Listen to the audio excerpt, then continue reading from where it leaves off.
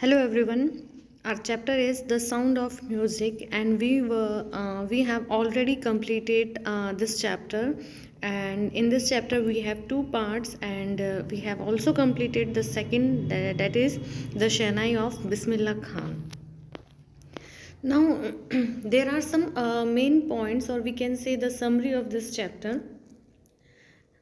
Okay, now about the ban of pungi. Emperor Aurangzeb has banned the playing of musical instrument called pungi in the royal residence because of its shrill and unpleasant sound.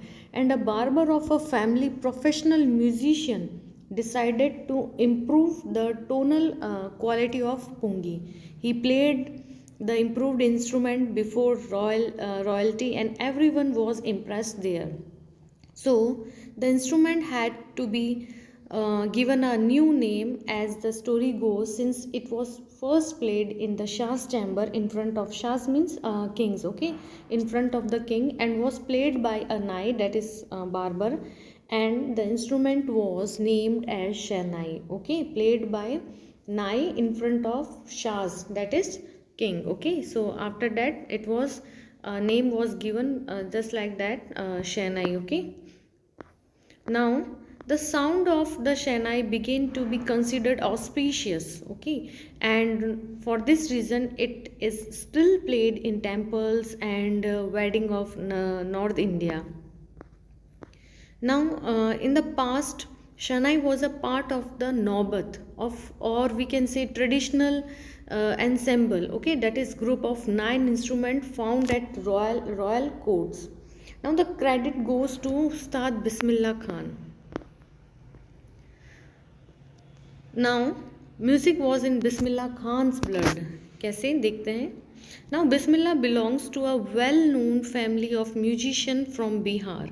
His grandfather, father, and other paternal ancestors were also great Shehnai player.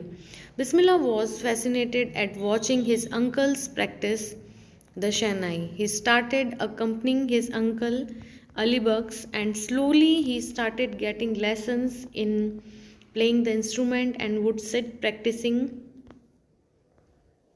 throughout the day. The flowing waters of the Ganga inspired him to put together and create rags. Okay, that's why he always practiced near the bank of the Ganga that were earlier considered to be beyond the range of the Shehnai.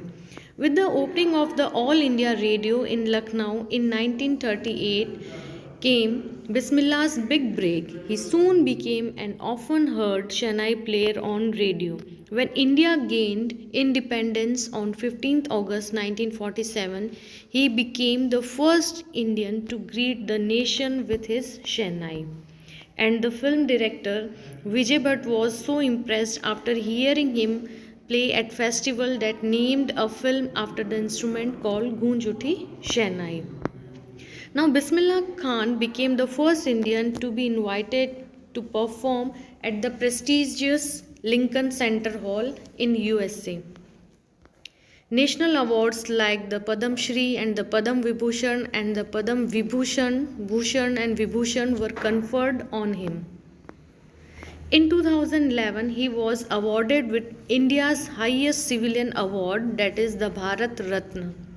Despite traveling so many countries, he was exceedingly fond of Banaras and Dumrao. They remain for him the most wonderful towns of the world. He even refused a position in America, saying that he cannot find the Ganga there.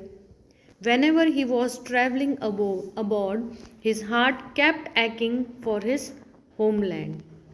So, here your chapter is completed. Thank you.